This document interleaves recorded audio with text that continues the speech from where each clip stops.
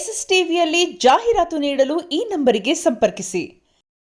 ತಮಿಳು ಎಲ್ಲಾನು ಈಗ 4 ಪಿಕ್ಚರ್ ಬರ್ತಾವೆ. ಕನ್ನಡ ಒಂದು ಇಲ್ಲ ಅಂತ ಮನಸ್ಸಿಗೆ ತುಂಬಾ ಬೇಜಾರಾಗ್ತಾ ಇದೆ. ನೀವೇನ್ ಮಾಡಕ್ಕಾಗಲ್ಲ, ಬಟ್ ನಿಮ್ಗೆ ಯಾವ್ದೇ ಬಂದ್ರೆ ಸಿನಿಮಾ ಓಡಿಸ್ಲೇಬೇಕು, ಟಿಕೆಟ್ ಕೊಡ್ಲೇಬೇಕು. ಆದ್ರೂ ಒಂದು ನಮ್ ಕನ್ನಡದ ಒಂದು ಸಿನಿಮಾ ಇದ್ರೆ ಚೆನ್ನಾಗಿರ್ತಿತ್ತು ಅಂತ ಅನ್ಸುತ್ತೆ. ಈ ಸ್ಟಾರ್ ಸಿನಿಮಾ ಅಂತ ಬಂದಾಗ ಒಂದು ರಿಲೀಸ್ ಕ್ರಿಸ್ಮಸ್ಗಾಗಿ ಒಂದ್ ಸಂಕ್ರಾಂತಿಗೆ ಆಗಿದ್ರೆ ಚೆನ್ನಾಗಿರ್ತಿತ್ತು. ಖಂಡಿತ ಅಲ್ವಾ?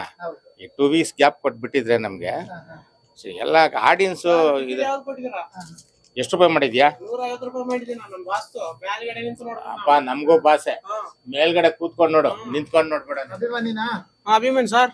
ಯಾಕೆ ಇಷ್ಟು ಲೇಟ್ ಆಗಿ ಬಂದ್ರೆ ಸಿನಿಮಾ ನೋಡಿ? ಏನ್ ಮಾಡಕ್ಕಾಗಲ್ಲ ಸರ್, ನಮ್ ಫುಲ್ ರೆಸ್ಟ್. ನಮ್ ಬಾಸ್ ಯಾವಾಗ ಆವಳಿದೆ ಜಾಸ್ತಿ. 5 ಸಲ ನೋಡಿದ್ರಾ ಸರ್? ಇವಾಗ 25ನೇ ದಿನ ಅಂದಾಗ ಒಂದು ನಿಮ್ಮ ಥಿಯೇಟರ್ ಅಲ್ಲಿ ಒಂದು ಅಂದಾಜು ಕಲೆಕ್ಷನ್ ಎಷ್ಟು ಮಾಡಿರಿದೆ ಸರ್ ಅಂತ? ಡೆವಿಲ್ 20 ರೂಪಾಯಿ ಕೊಡಿ. ಚೇಂಜ್ ಬೇಕು, 20 ರೂಪಾಯಿ ಚೇಂಜ್ ಇಲ್ಲ. 50 ಇದೆಯಲ್ಲ ಕೊಡಿ. ಸ್ವಲ್ಪ ವೆಯ್ಟ್ ಮಾಡಿ, ಸಿಗುತ್ತೆ. ಕಲೆಕ್ಷನ್ ಎಲ್ಲ ಚೆನ್ನಾಗಿದೆ ಸರ್. ಹೆಚ್ಚು ಕಡಿಮೆ ಕೋಟಿಗಟ್ಟಲೆ ಕಲೆಕ್ಷನ್ ಆಗಿದೆ ನಮ್ದು. ಗ್ರಾಸ್ ಕಲೆಕ್ಷನ್ ಅದಲ್ಲಿ ಥಿಯೇಟರ್ ಬಾಡಿಗೆ ಅದು ಇದಂತ ಮೈನಸ್ ಆಗಿ ಇದಾಗುತ್ತೆ. ಕಲೆಕ್ಷನ್ ಚೆನ್ನಾಗ್ ಬಂತು. ಫಸ್ಟ್ ವೀಕ್ ಅಂತೂ ಫ್ಯಾಂಟಾಸ್ಟಿಕ್ ಕಲೆಕ್ಷನ್.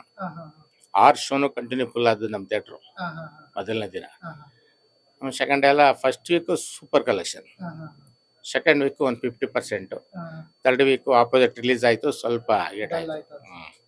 ಇವಾಗ ವೀಕೆಂಡ್ ಅಲ್ಲಿ ಹೇಳ್ತಾ ಇದ್ರು, ವೀಕೆಂಡ್ ಅಲ್ಲಿ ತುಂಬಾ ಜನ ಬರ್ತಾರೆ. ಯಾಕಂದ್ರೆ ನಿನ್ನೆ ಕೂಡ ತುಂಬಾ ರಶ್ ಇದ್ದಿತ್ತು ಸಿನಿಮಾ.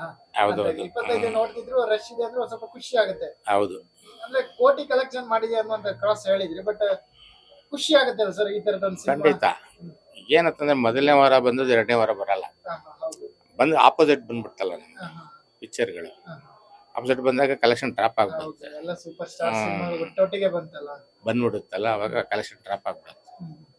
ಇನ್ನು ಯಾವ ಸಿನಿಮಾ ಮೇಲೆ ನಿರೀಕ್ಷೆ ಇಟ್ಕೊಂಡಿದ್ದೀರಾ ಸರ್ ನೀವು? ಈಗ ಸದ್ಯಕ್ಕೆ ದೊಡ್ಡಿರೋದು ಯಾವುದೂ ಇಲ್ಲ. ಈಗ ದುನಿಯಾ ವಿಜಿದು ಬಾಲ್ಕನಿ 20 ರೂಪಾಯಿ ಕೊಡಿ. ಲ್ಯಾಂಡರ್ ಲಾಡೋ ಯಾವ್ದು ಒಂದಿದೆ, ಅದೇ ಸ್ವಲ್ಪ ದೊಡ್ಡ ಪಿಕ್ಚರು. ನೆಕ್ಸ್ಟ್ ಇದು ನೋಡ್ಬೇಕು.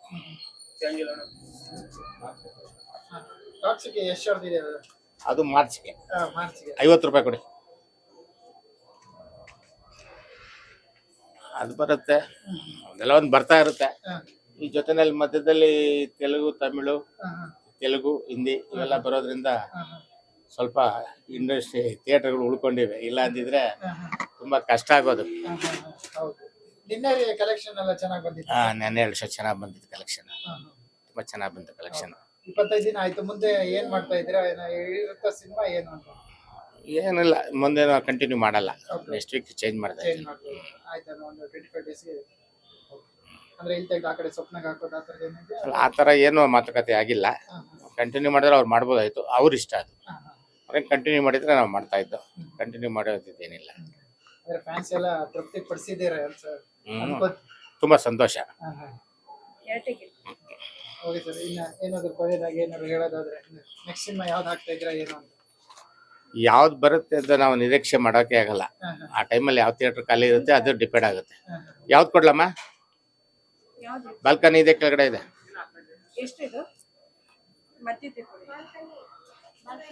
ಸರಿ sir, okay, thank you sir. Okay, thank you sir. SS TV, cinema ಜಗತ್ತಿನ ಕ್ಷಣ ಕ್ಷಣದ ಸುದ್ದಿಯೊಂದಿಗೆ.